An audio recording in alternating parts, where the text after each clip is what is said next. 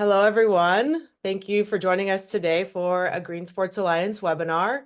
My name is Katie. For everyone who doesn't know me, I'm the manager of events and operations for the Green Sports Alliance. We are a membership-driven organization. We exist to leverage the power of sports to promote healthy, sustainable communities where we live, work, and play. If you're interested in becoming a member, you can email me. I just put my email in the chat. It's katie@greensportsalliance.org. Today we have two members joining us, the Moda Center, the home of the Portland Trailblazers, and Right Hub, a consulting firm that specializes in ISO 2112 certification for venues and events. Before I hand it over, I'd like to share that we have an upcoming event in March. If you recall, at our last summit, we released a playbook that was all about reuse at stadiums and events. We're actually going to the Moda Center in March, where they're testing reuse in their entire venue. Tickets will be released next month, but mark your calendars for March 18th. It will be in Portland. And last but not least, based off of your votes, we're coming out with two new playbooks. One of them is on revenue generation, and the other one is on sustainability strategy. If you work in sports and you have a case study that you think would be helpful to others, or if you're an organization that you think could help the sports industry with either of these topics, then you can email me and I'll get you plugged in. Again, my email is in the chat, katie@greensportsalliance.org. Now I'm going to turn it over to our panelists to talk about all things you would like to know about the ISO 2012-1 certification for sustainable events. If you have questions throughout the webinar, you can put them in the Q&A box. It's at the bottom of your screen, and we will be sure to answer them at the end. Today, we're joined by Brittany Salisbury, Sustainability Operations Manager at the Moda Center, who's going to be asking questions all about the ISO cert. The Moda Center is not certified, but is curious about it and is looking to get more information. And we have Cheyenne Sala and Mara Redonda, both sustainability and ESG advisory services consultants from Right Hub that are here to answer her questions. And now I'll pass it to Cheyenne. Yeah, good morning, everyone. Thanks for joining this webinar. So first of all, my name is Cheyenne Sala, as Katie nicely introduced me. I'm here with my colleague Mara, and we are ESG and sustainability consultants. I just want to give a brief introduction about what Right Hub is. So basically what we do is we provide advisory services and know-how to our clients. We work on the sustainable management of events, the ISO 2121 certification for event sustainability management, but we also work on sustainable procurement projects, ESG strategies, and supplier diversity, as well as work inclusion projects for people with disabilities. So this was just a little bit about us. I will hand it over now to Brittany so we can discuss a little bit more about the ISO 2121 certification. Thanks, Cheyenne. Yeah, so I'm excited to learn more about this along with all of the attendees here today. ISO 2012-1 is something I'm familiar with, but not super in tune with any of the details, and I'm really excited to learn more. So I guess just starting off, Cheyenne, what is ISO 2012-1 standard and what is its purpose? Yeah, so the ISO 2012-1 is basically the Sustainable Event Management Standard. It is an international standard delivered by ISO, which is the International Standardization Organization, which basically develops and publishes standards on multiple kind of topics. By applying this standard, the ISO 2012-1 specifically, organizations can implement a way of working that considers sustainability at every step of event planning, event implementation, and reporting as well. One interesting fact to know about this standard is that it was first applied in 2012. That's where it comes from. And the first event that obtained the certification were the London Olympics. It is a standard that is valid all over the world and basically really focuses on identifying what are the key sustainability issues that an organization needs to focus on when working on events and in the events industry as well. And I guess another, probably the last key fact to keep in mind is that it does not just entail a rigid checklist, but it actually requires consideration of multiple aspects in event planning and organization as well. So is it considered then an environmental certification? That is a good question. So it's not just an environmental certification. It focuses on sustainability, and sustainability has 3 dimensions, which we can see on this slide, and they are economic, social, and environmental. This is really a unique feature, I would say, for ISO standards, because normally they really focus vertically. So they have a vertical application on just one aspect. So for example, if we think about the ISO 14001, which is the environmental management system, that certification and that standard only focuses on the environment.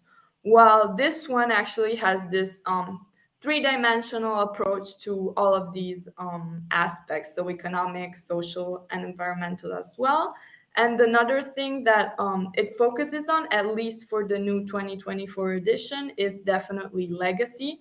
So what does the event actually leave in the local community and in the local territory after its conclusion, after it is done? This standard actually helps to deal with that legacy element as well.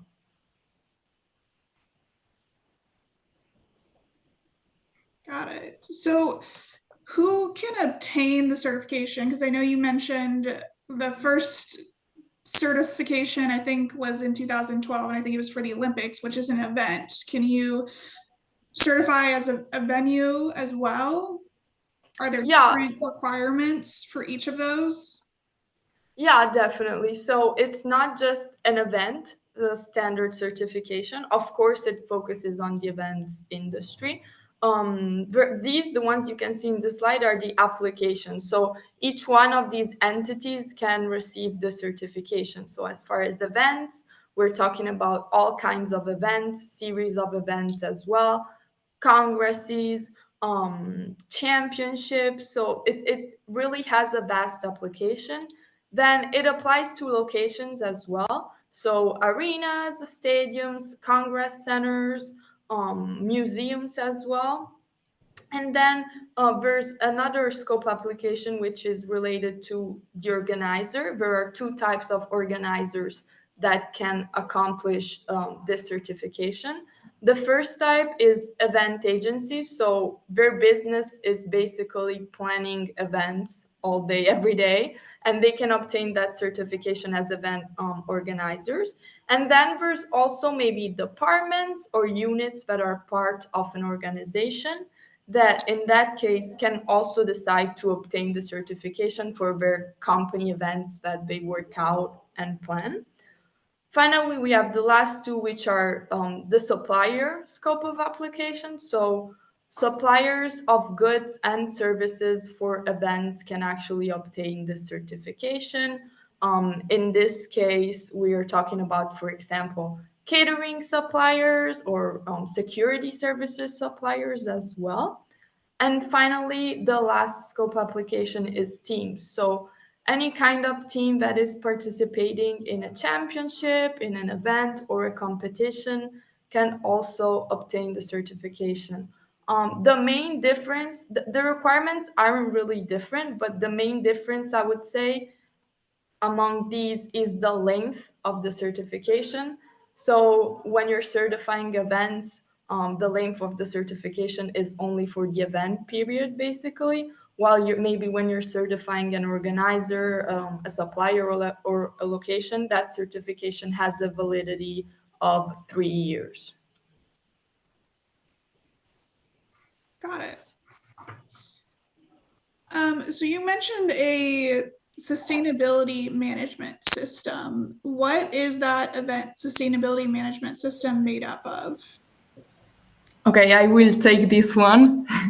In order to answer this question, it's firstly important to understand which are the requirements of the ISO 20021 certification. So the key requirements are, for example, to outline your company's commitment towards sustainability, also to develop specific, measurable, achievable, time-bound, and relevant objectives and targets in relation to sustainability. You will also need to train your staff on sustainability and to develop a sustainability communication plan. In order to comply with these requirements, you will have to prepare a series of documents. So, for example, you have the Sustainable Development Policy, in which your organization's commitment towards sustainability needs to be explained. And then you'll also have, for example, a KPIs document through which some relevant indicators on your company's sustainability performance are analyzed. Got it. Other question is, I know you mentioned, so it started in 2012, and then there's also been updates because you mentioned the new social aspect of the new version. So how often is this certification standard updated and reviewed? As Cheyenne said before, the first version of the ISO 20021 certification was created in 2012. However, in April of this year, a new version of the standard was published, and it will take effect in April 2025, replacing the old version. The new aspects of this new version are, for example, an increased involvement of partners and sponsors, also a major focus on the sustainability of the supply chain, and a major attention on the legacy of events, climate change, and human and child rights. These changes were made in order to make the standard more positive in terms of an ESG perspective. Got it. And what is the process to get certified? Like, how long does it take? And I know you mentioned some of the specific milestones, but how long does it take, and what are kind of the milestones and the key steps a team has to take to get there? Yeah, so I will go over this question. So what we can see in this slide is basically the first year project. What we do is that we try to support our clients in all phases of the project. The process is this one. So basically, first of all, there's the signature of the contract. So the contract gets undersigned. And then at that point, we try to schedule with our clients a project kickoff meeting during which we discuss different aspects. So starting from really basic questions, we ask like, how many people are working in your organization? How many locations do you have? And all these kind of really easy context questions. And then we try to go more deep into detail in regards to the sustainability aspects. So we might ask them what is their sustainability strategy, what are the key points they want to focus on if they have one, because as I was saying, this standard can really apply to any organization. So maybe there might be also some organizations that are starting their sustainability journey.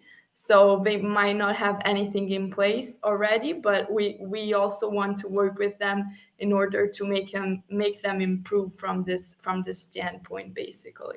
So after that kickoff meeting, we have the design organization and execution phase, during which what we do is we build up the whole management system, both from a document standpoint, but also from an initiative standpoint. So it's kind of a back and forth with the client trying to build up the action plan that is part of the project, to understand what type of initiatives can be implemented, what type of focus the client wants to take in regards maybe to some environmental aspects or social aspects or governance aspects as well.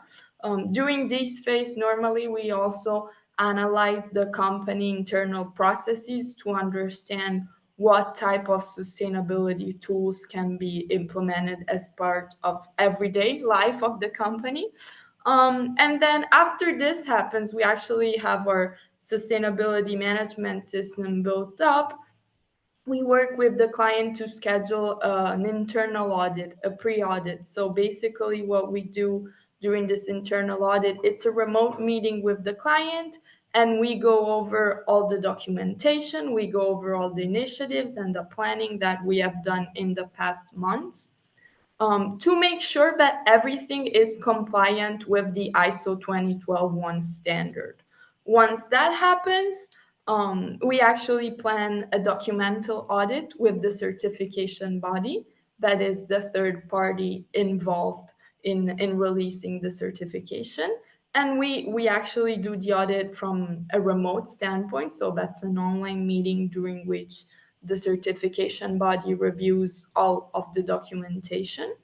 At that point, if everything is fine and they see that everything is compliant to the ISO 20121 standard, they release the certificate to the organization requesting it. And then there's a last auditing phase, which is the surveillance audit, which is on site. So it happens during the event. We normally go to events as well, just to make sure we support the client, because we understand everyone's busy during an event and people are running operations, everyone's running around. So we try to support the client as best as we can during this process as well, by answering the questions from the certification body and visiting different areas that are involved with sustainability, basically. This whole process, I would say, can last from 4 to 5 months up to 8 to 9 months.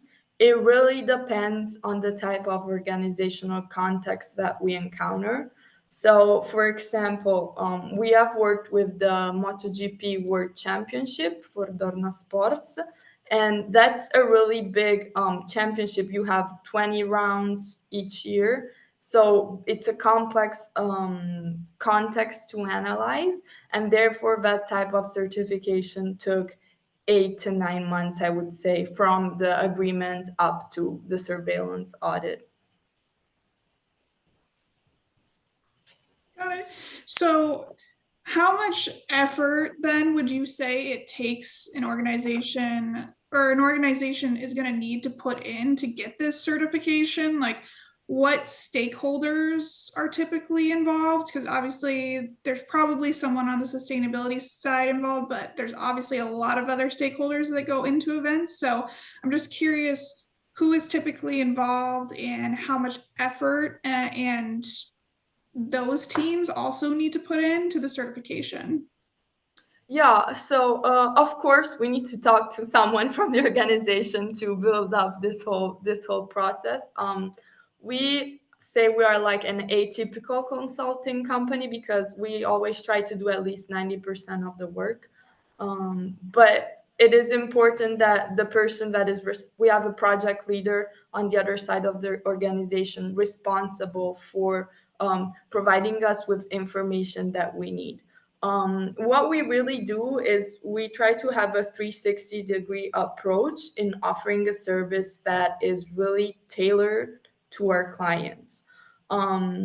We support the client in all the phases of the event, so not just in designing and implementation, but also during the audits and also after the audit phase takes place.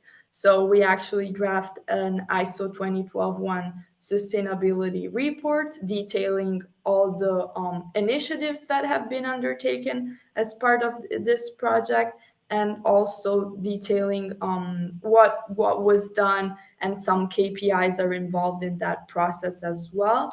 And we also draft an improvement plan for the following year. So trying to always aim at continuous improvement and ensuring that for the following year, something more can be done in the aim of sustainable development. Of course, the organization, as we were saying, has to commit to the certification by supplying necessary information, especially I would say in the first part. So in those first 3 to 4 months are crucial because that's when we're going to ask a lot of questions and we're going to need a little bit of attention from our clients. As far as stakeholders you were asking, so I would say buy-in from top management is clearly necessary if we want to do this in the proper way.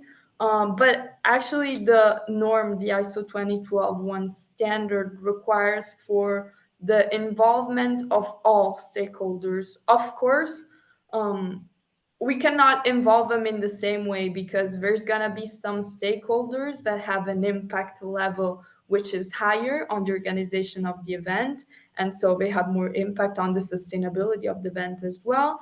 And then there are some stakeholders that have a less strong impact on the event. So basically, for example, when it comes to employees who have a big impact, I would say, on planning the event, what we do is, for example, we provide them with a training session on sustainability matters and also on the ISO 2012 certification, just to have everyone understand what is the general context of the certification and what are we doing actually here, like what are the key parts of the project that everyone has to know about. While for other stakeholder groups, I would say such as suppliers, for example, we might involve them in different ways through surveys or emails in order to understand a little bit what their expectations are of the event from a sustainability standpoint as well. And finally, I would say, for example, if there are sponsors involved, we can always propose to do some type of sponsorship with purpose activation because as far as that goes, in the last period of time, those are being sponsor really like them if they want to participate in that. So yeah, it really depends on the level of impact as far as stakeholder engagement, I would say. Got it. Could you talk about or provide an example of some sustainability aspects that you consider when working on a project? And I guess another question with that is, I know you mentioned this isn't as much a checklist type of certification. Is there opportunity to integrate already existing company or organization KPIs into the certification, or does it have to be specific KPIs that are set by ISO? Yeah, so that's a great question. So of course, the main aspects to include are sustainability divided into its 3 dimensions. So we have environmental aspects, social aspects, economic aspects. I'll just provide some example and then I'll get more into your question about the KPIs. So in regards to environmental aspects, I think those are pretty clear, but we're gonna go over some of them, such as, waste management, water consumption, or also CO2 emissions of the event. So those aspects, pretty much when we're talking about a location, so lighting, everything that is infrastructural and has an impact on the environment. In regards to social aspects, those that are really important are, for example, accessibility features for people with disabilities to ensure that everyone gets included in the event and that they feel welcomed. Of course, DE&I, so diversity, equity, and inclusion initiatives as well, are really appreciated from that perspective. And for example, also, if there's food surplus that can get donated to local associations who help people in need, then that's also another initiative that I would 100% recommend to do, basically. While when we go into the economic side of things, positive economic impact on the local community is key. So, for example, involving local suppliers and making sure to collaborate and work with them as well. As far as KPIs go, this standard is really dynamic in the sense that it doesn't say what type of KPIs an organization has to consider. It just says that some KPIs have to be set. So every organization can kind of work with what they have to try and implement more as well. But if, for example, there's some company KPIs already regarding water consumption or waste management, for such as recycling percentages, those can also be integrated within the management system.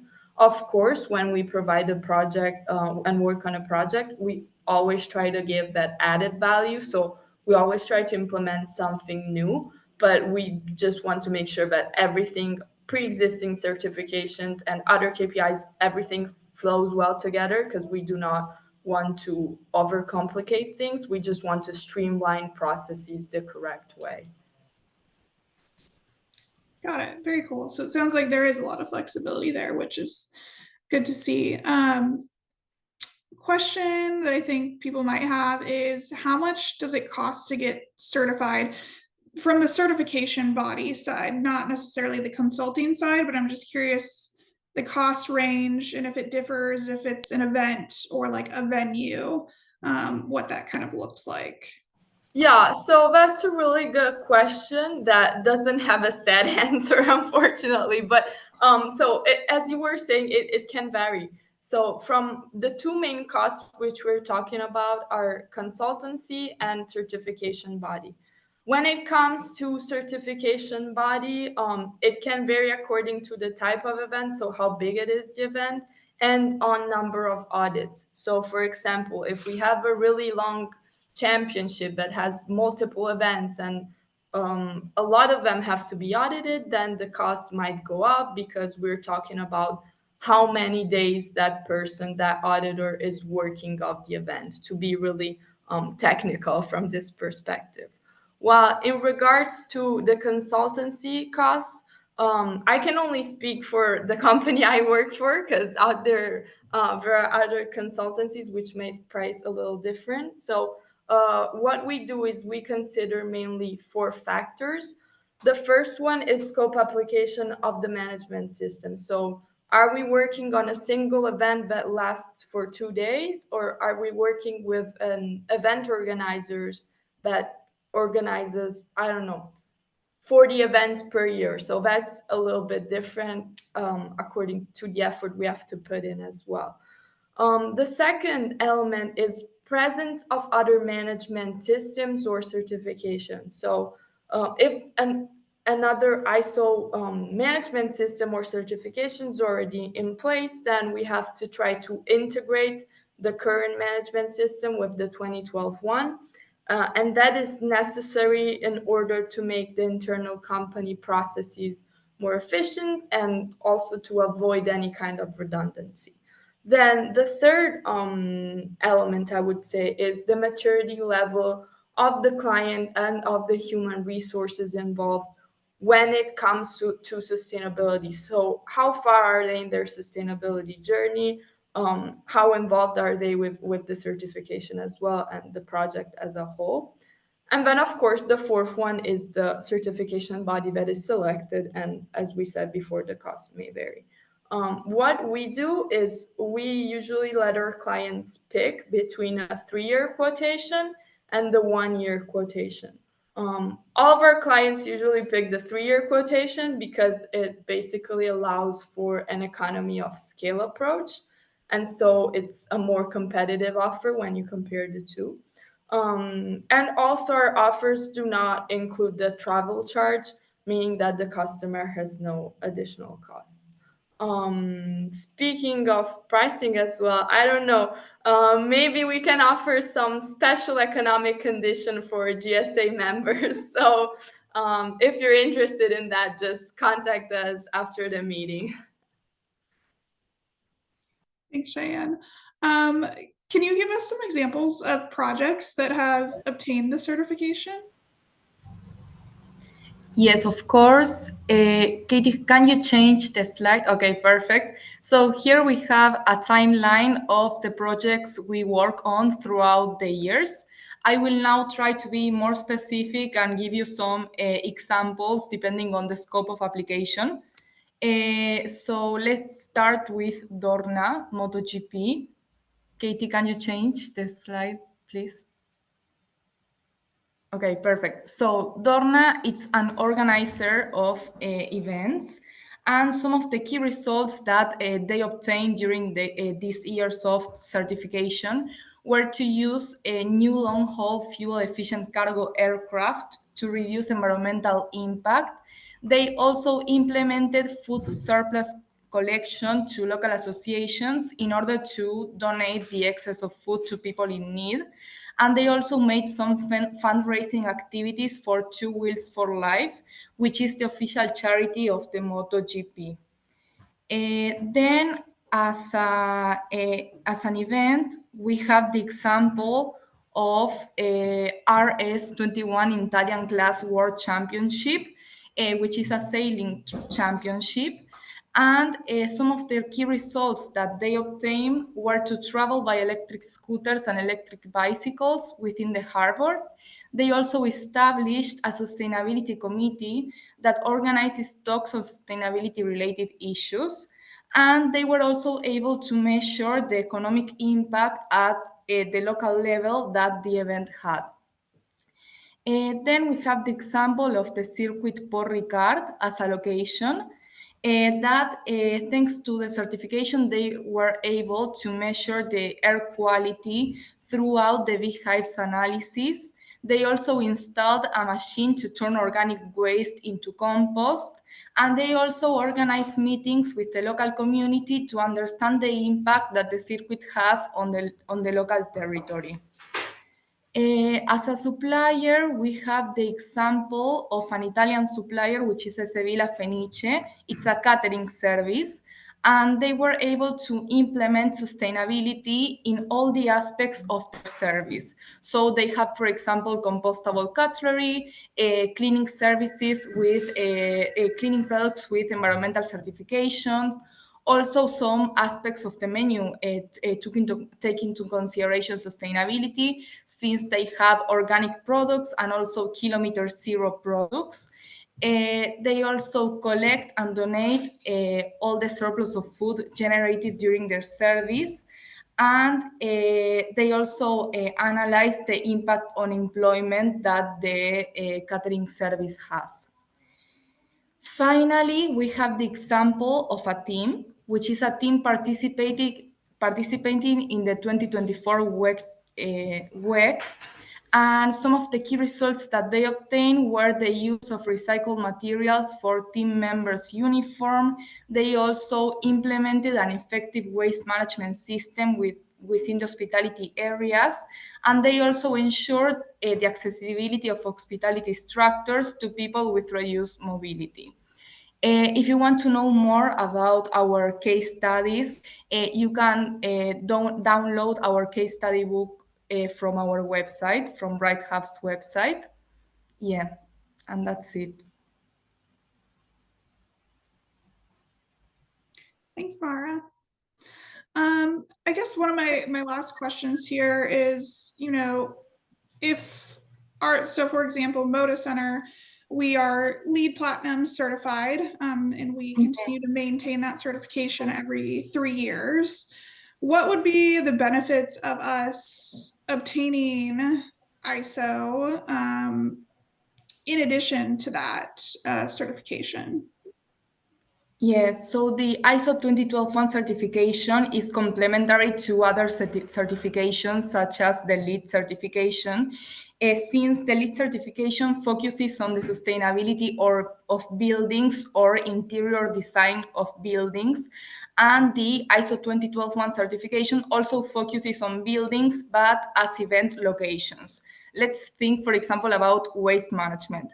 The LEED certification asks you to have in place, for example, a storage location for a recyclable material, and also to measure the total weight of the waste generated. The ISO 20121 certification also asks you to analyze your waste performance, but it asks you as well to make sure that, for example, your waste guideline is clear to the participants of the events that take place at your location. So for locations that host different types of events, even if they have the LEED certification, it is also interesting to get the ISO 20121 certificate. Got it. And one last question, who decides whether you can obtain the certification or not? Who is the final like certification body for the standard? Yes, so this is decided by a third party, which is a certification body. That there are different certification bodies that can certify the ISO 20121 certification. And well, they review all the sustainable management system and decide whether or not they can release the certification. Awesome, thank you. That's all of my questions. I don't know, Katie, if we want to turn it now over to the audience, or Cheyenne and Mara, if you have anything else you want to add.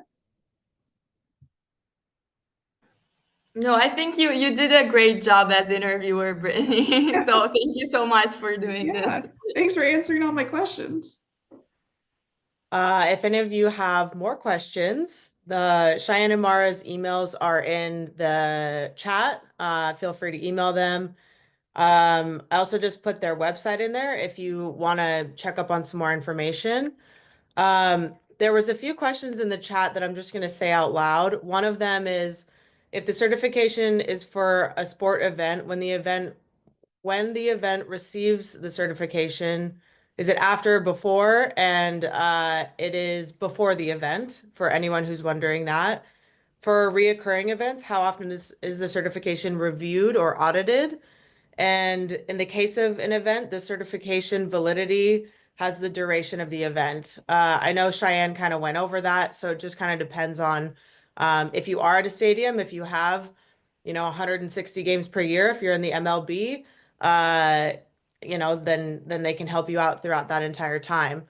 In the case of third parties as well, like how Cheyenne and Mara were speaking of how to get the certification, we have partners that can do that. If you're curious, we can help you get connected to them as well.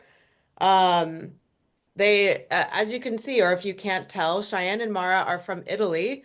So we're working on this throughout the world.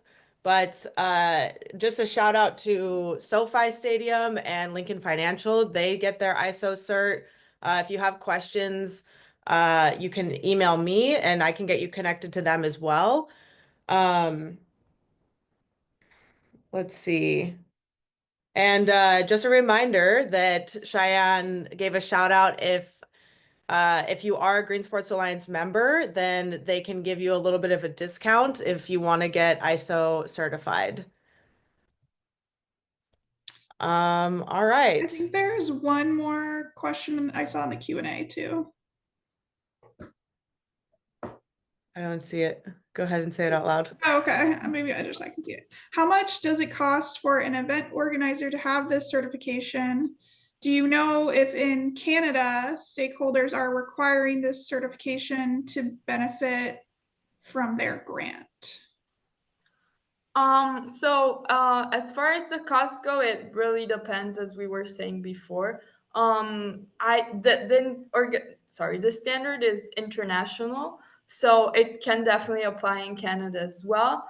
I don't know if there's any grant specifically that requires this certification, but I definitely know that all over the world, getting some certifications can help you get the grants as well. So I think it would definitely be beneficial if you're applying for that kind of grants, basically. Yeah.